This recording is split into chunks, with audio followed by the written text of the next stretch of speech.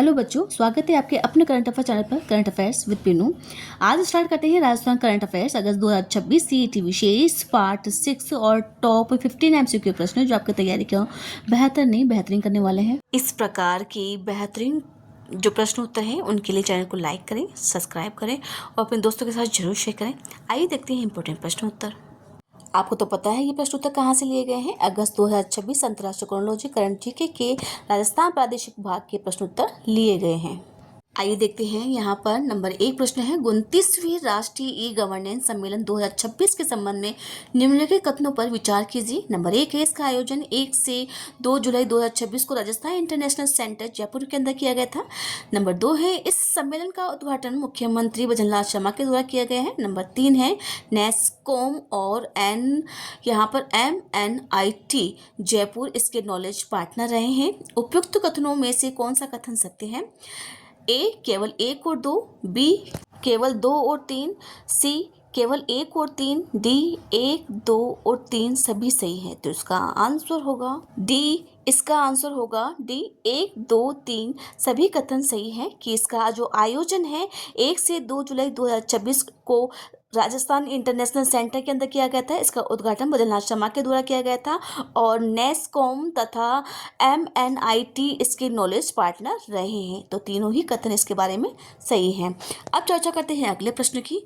4 जुलाई 2026 को प्रधानमंत्री नरेंद्र मोदी ने देश के पहले ग्रीनफील्ड एकीकृत रिफाइनरी कम पेट्रोकेमिकल कॉम्प्लेक्स का उद्घाटन कहाँ किया है? नंबर 1 है, इसकी जो व्याख्या है इसके अगले प्रश्न में दी जाएगी, लेकिन इसको पढ़ लेते हैं यहाँ पर।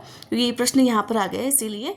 नंबर 1 है रावत भाटा चित्तौड़गढ़। नंबर 2 है पंचपदरा बालोतरा। नंबर 3 है जामडोली जयपुर।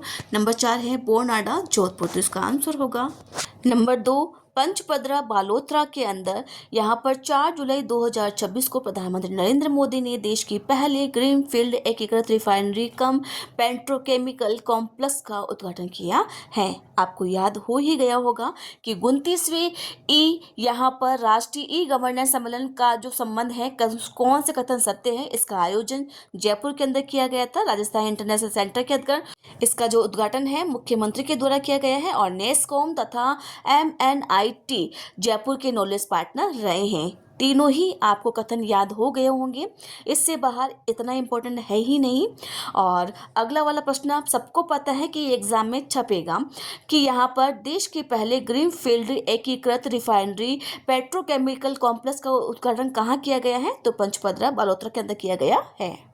अब देखते हैं इसकी पहले वाले प्रश्न की व्याख्या। 29वां राष्ट्रीय ई गवर्नेंस सम्मेलन 2026 जयपुर में आयोजन किया गया है। यहाँ पर Rajasthan international centre RIC Jaipur में 1 से 2 जुलाई 2026 को 29वीं राष्ट्रीय ई गवर्नेंस सम्मेलन का उद्घाटन किया गया है भजनलाल शर्मा के द्वारा। आयोजक और नॉलेज पार्टनर व इसका शुभारंभ आयोजक व जो नॉलेज पार्टनर है प्रशासनिक सुधार एवं लोक शिकायत विभाग, यहाँ पे इलेक्ट्रॉनिक्स एवं सूचना प्रौद्योगिकी मंत्रालय तथा राजस्थान सरकार की संयुक्त रूप से किया गया है। जबकि इसका नॉलेज जो पार्टनर रहे हैं नेस्कॉम व MNIT जयपुर इसके नॉलेज पार्टनर रहे हैं। नवीन पहलों का शुभारंभ है। उद्घाटन सत्र में राजस्थान लैंग्वेज मॉडल ट्रेनिंग, यहाँ पर हैकाथॉन, स्मार्ट राजस्थान परियोजना, राजस्थान इनोवेशन चैलेंज व ई मित्र व्हाट्सएप सेवा का शुभारंभ भी किया गया है। राष्ट्रीय ई गवर्नेंस पुरस्कार 2026 सम्मेलन के दौरान विभिन्न क्षेत्रों को उत्कृष्ट पहलों के लिए 7 श्रेणियों के अंदर 17 राष्ट्रीय ई गवर्नेंस पुरस्कार दिए गए हैं, जिसमें से 17 स्वर्ण, 6 रजत और 1 जुरू पुरस्कार प्रदान किया गया है। वेरी इंपॉर्टेंट है कि राष्ट्रीय ई गवर्नेंस पुरस्कार के अंदर 2026 के अंदर जो वितरण हुआ था 17 राष्ट्रीय ई गवर्नेंस पुरस्कार दिए गए हैं, जिसमें से 10 तो स्वर्ण है, 6 रजत है और 1 जुरू पुरस्कार प्रदान किया गया है। आइए देखते हैं अगला प्रश्न। बालोतरा पंचपदरा में निर्मित देश के पहले ग्रीनफील्ड एकीकृत रिफाइनरी कॉम्प्लेक्स की कुल निवेश राशि कितनी है? नंबर 1 है यहाँ पर 51,172 करोड़। नंबर 2 है यहाँ पर 65,400 करोड़। नंबर 3 है 79,459 करोड़। नंबर 4 है यहाँ पर 85,000 करोड़ रुपए और ई है अनुत्तरित प्रश्न। तो इसका आंसर होगा नंबर 3, 82,459 करोड़ रुपए यहाँ पर निवेश किए गए हैं। किसके लिए? देश की पहले ग्रीनफील्ड एकीकृत रिफाइनरी कॉम्प्लेक्स का उद्घाटन किया गया है। कहाँ किया गया है? पहले चर्चा हो चुकी है, यहाँ पर बालोतरा के अंदर इसका उद्घाटन किया गया है। अब देखते हैं अगला प्रश्न। HRRL परिसर की कुल क्षमता कितनी है? मतलब ये जो पेट्रोकेमिकल है इसकी कुल क्षमता कितनी है? नंबर 1 है 9 MMTPA, नंबर 2 है 2.4 MMTPA, नंबर 3 है 17.0 MMTPA और नंबर 4 है 1000 मेगावाट। तो इसका आंसर होगा नंबर 1 MMTPA। यहाँ पर HRRL परिसर की कुल क्षमता होगी। आइए चर्चा करते हैं अगले प्रश्न की। संशोधित उड़ान योजना के लिए 10 वर्षों हेतु कितना बजट का प्रावधान किया गया है? नंबर 1 है 1.5 लाख करोड़ रुपए, नंबर 2 है 79,459 करोड़ रुपए, नंबर 3 है यहाँ पर 28,840 करोड़ रुपए, नंबर 4 है यहाँ पर 53,000 करोड़ रुपए। तो इसका आंसर होगा नंबर 3 28,840 करोड़ रुपए यहाँ पर संशोधित उड़ान योजना के लिए अगले 10 वर्षों हेतु यहाँ पर प्रावधान किया गया है। आपको शायद तीनों प्रश्न याद हो ही गए होंगे कि देश के पहले ग्रीनफील्ड एकीकृत रिफाइनरी कॉम्प्लेक्स की जो कुल निवेश राशि है वह कितनी है? 79,459 करोड़ रुपए यहाँ पर इसकी निवेश राशि होगी और इसकी कुल क्षमता कितनी होगी? 9 MMTPA इसकी क्षमता होगी। और संशोधित उड़ान योजना के लिए अगले 10 वर्षों के लिए कितना बजट का प्रावधान किया गया है? तो 28,840 करोड़ रुपए का प्रावधान किया गया है। आइए देखते हैं अब इस प्रश्न की व्याख्या। बालोतरा पंचपदरा में देश के पहले ग्रीनफील्ड रिफाइनरी कॉम्प्लेक्स का उद्घाटन 4 जुलाई 2026 को यहाँ पर प्रधानमंत्री नरेंद्र मोदी ने राजस्थान के बालोतरा जिले के पंचपदरा में यहाँ पे 79,459 करोड़ के निवेश से निर्मित देश पहले ग्रीनफील्ड एकीकृत रिफाइनरी कम पेट्रोकेमिकल कॉम्प्लेक्स HRRL का उद्घाटन किया गया है। रिफाइनरी कॉम्प्लेक्स की मुख्य विशेषताएं कौन कौन सी है? संयुक्त उद्यम व क्षमता, हिंदुस्तान पेट्रोलियम कॉर्पोरेशन लिमिटेड और राजस्थान सरकार के संयुक्त यहाँ पे उद्यम की कुल यहाँ पर 9 MMTPA है और जिसमें से 2.4 MMTPA पेट्रोकेमिकल उत्पादन एकीकृत है। अब देखते हैं अगला। जितना इम्पोर्टेंट था उतनी चर्चा हो चुकी है। अब देखते हैं यहाँ पे अन्य विकास परियोजनाएं और संशोधित उड़ान योजना। बिल्कुल पूछी जाएगी एग्जाम के अंदर संशोधित उड़ान परियोजना।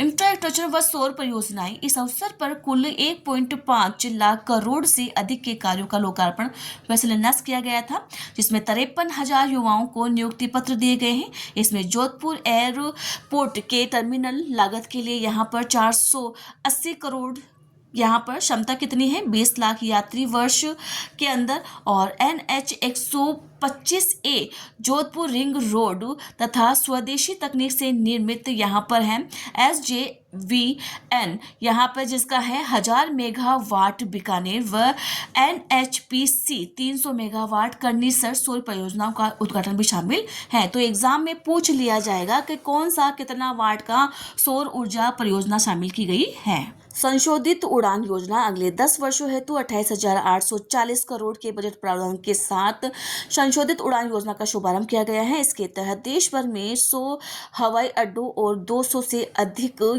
हेलीपैडों का विकास किया जाएगा। तो बच्चों कैसी लगी आपको ये जानकारी? प्लीज़ कमेंट में जरूर शेयर करें, चैनल को सब्सक्राइब जरूर करें। आइए देखते हैं अगला प्रश्न। सहकारिता विभाग द्वारा 10 जुलाई 2026 को जिला केंद्रीय सहकारी बैंकों के व्यापक मूल्यांकन के लिए किस व्यवस्था को अपनाया गया है?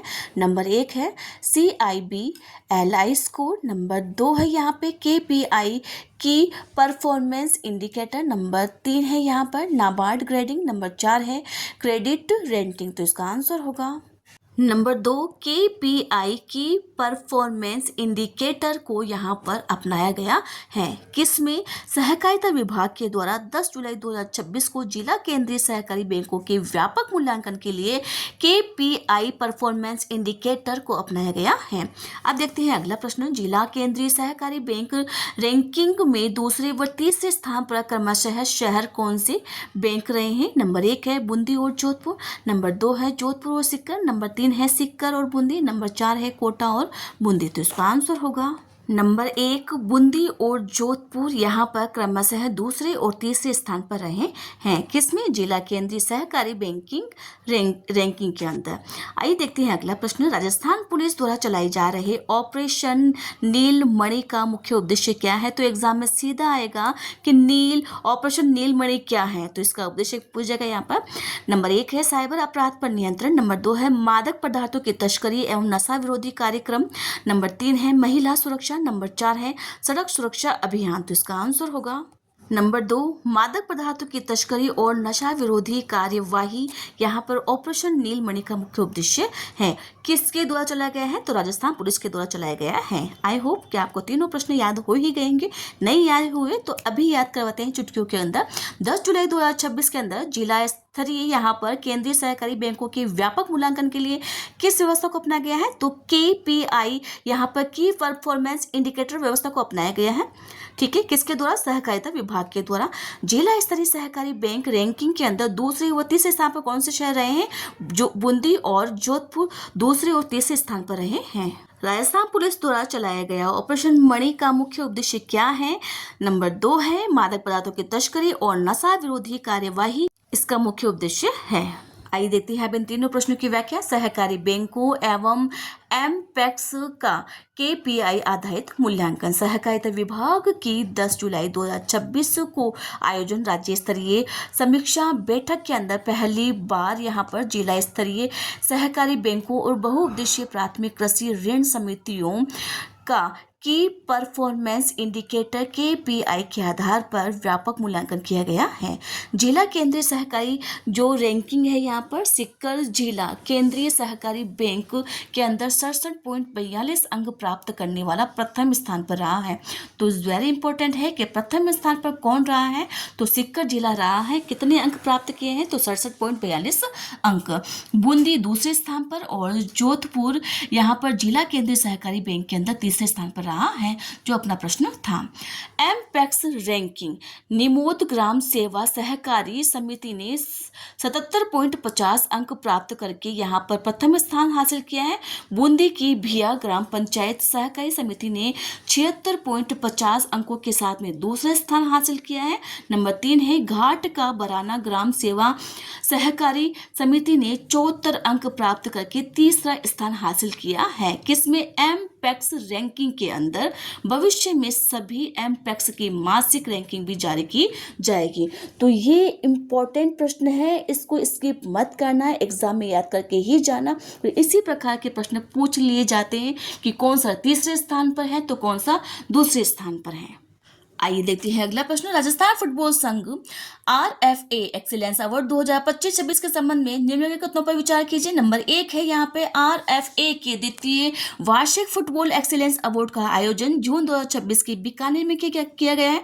नंबर 2 है पुरुष वर्ग में सर्वश्रेष्ठ जिला फुटबॉल संघ का सम्मान बीकानेर को दिया गया है। नंबर 3 है महिला वर्ग में प्लेयर ऑफ द ईयर का खिताब बीकानेर की हंसा कंवर ने जीता है। सही कोट का चयन करें। नंबर 1 है केवल 1 और 2, बी है केवल 1, 2 और 3, सी है 1 और 3, डी है यह सभी कथन सत्य हैं। तो इसका आंसर होगा सी। इसका आंसर होगा 1 और 3 कथन सही है। वापस देखते हैं यहाँ पर कि RFA के द्वितीय वार्षिक फुटबॉल एक्सीलेंस अवार्ड का आयोजन जून 2026 में बीकानेर में किया गया था और महिला वर्ग में प्लेयर ऑफ द ईयर का खिताब बीकानेर की हंसा कंवर ने जीता है। तो दोनों ही कथन यहाँ पे करेक्ट है। इसमें जो सेकंड वाला है यहाँ पे ऑप्शंस जो पुरुष वर्ग में सर्वश्रेष्ठ जिला फुटबॉल संघ का खिताब बीकानेर को नहीं देकर सीकर को दिया गया है। आइए देखते हैं अगला प्रश्न।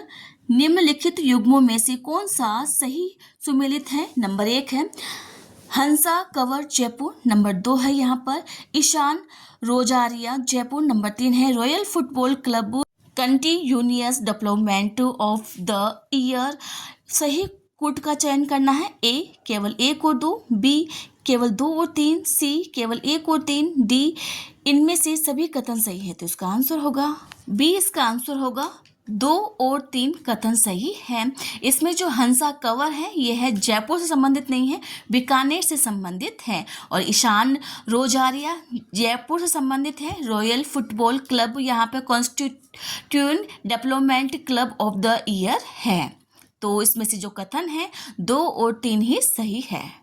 आइए देखते हैं अब इन प्रश्नों की व्याख्या। राजस्थान फुटबॉल संघ एक्सीलेंस अवार्ड 2025-26 पुरस्कार विजेताओं की घोषणा। राजस्थान फुटबॉल संघ RFA के द्वितीय वार्षिक फुटबॉल एक्सीलेंस अवार्ड 2025-26 का भव्य आयोजन जून 2026 के अंदर बीकानेर के वेटरनरी ऑडिटोरियम के अंदर किया गया है, जिसके अंदर उत्कृष्ट खिलाड़ियों, प्रशिक्षकों और प्रशासकों को सम्मानित किया गया है। सर्वश्रेष्ठ जिला संघ और प्लेयर ऑफ द ईयर पुरस्कार है। सर्वश्रेष्ठ जिला संघ महिला वर्ग में सर्वश्रेष्ठ जिला फुटबॉल संघ का सम्मान बीकानेर को मिला है और पुरुष वर्ग के अंदर यह पुरस्कार सिक्कर को प्रदान किया गया है। तो एग्जाम यहाँ पर बिल्कुल पूछा जाएगा एग्जाम के अंदर। प्लेयर ऑफ द ईयर महिला श्रेणी के अंदर प्लेयर ऑफ द ईयर का खिताब बीकानेर की हंसा कंवर ने जीता है, जबकि पुरुष श्रेणी में यह खिताब जयपुर के ईशान रोजारिया को मिला है। क्लब श्रेणी के जो पुरस्कार हैं यहाँ पर विभिन्न क्लब सम्मान, ये इतने इम्पोर्टेंट बिल्कुल भी नहीं है और एग्जाम में नहीं आएगा। बस ये आएगा कि सर्वश्रेष्ठ जिला संघ व प्लेयर ऑफ द ईयर का पुरस्कार किसने जीता है। आइए देखते हैं अगला प्रश्न। 15 जुलाई 2026 को international conference on elections media and voter education का आयोजन कहाँ किया गया है। नंबर 1 है जोधपुर, नंबर 2 है जयपुर, नंबर 3 है नई दिल्ली, नंबर 4 है उदयपुर। तो इसका आंसर होगा नंबर 2 जयपुर के अंदर इसका आयोजन किया गया है। किसका? 15 जुलाई 2026 को international conference on elections media and voter education का आयोजन कहाँ किया गया है? जयपुर के अंदर किया गया है। आइए देखते हैं अगला प्रश्न। इस अंतर्राष्ट्रीय सम्मेलन में सहयोग करने वाली संस्था में कौन सी शामिल है? नंबर 1 है India international institute of democracy and elections management नई दिल्ली, नंबर 2 है national law university Jodhpur, number 3 है राजस्थान विश्वविद्यालय जयपुर। सही कूट का चयन करना है। ए केवल 1 और 3, बी केवल 2 और 3, सी 1 और 2, डी यह सभी कथन सही है। तो इसका आंसर होगा सी। इसका आंसर होगा 1 और 2 कथन सही है। यहाँ पे देखिए India international institute of democracy and election management नई दिल्ली इसकी सहयोगी संस्था है और नेशनल लॉ यूनिवर्सिटी जोधपुर इसकी यहाँ पर सहयोगी संस्था है। आइए देखते हैं अगला प्रश्न। सम्मेलन में भाग लेने वाले प्रतिभागी देशों के संबंध में कौन सा कथन असत्य है? नंबर 1 है इस सम्मेलन में भारत, जॉर्जिया व क्रोएशिया ने भाग लिया है। नंबर 3 है उज्बेकिस्तान व नेपाल इसके प्रतिभागी है। नंबर 3 फिलीपींस और गुयाना ने भी इसमें भाग लिया है। नंबर 4 है बांग्लादेश और श्रीलंका इसके मुख्य प्रतिभागी देश हैं। तो इसका आंसर होगा नंबर 4 बांग्लादेश व श्रीलंका इसके मुख्य प्रतिभागी देश है। यह कथन असत्य है। बाकी बिल्कुल सही है कि भारत और जॉर्जिया, क्रोएशिया ने इसमें भाग लिया है। उज्बेकिस्तान और नेपाल इसके प्रतिभागी है। फिलीपींस और गुयाना ने भी इसके अंदर भाग लिया है। नंबर 4 कथन असत्य है।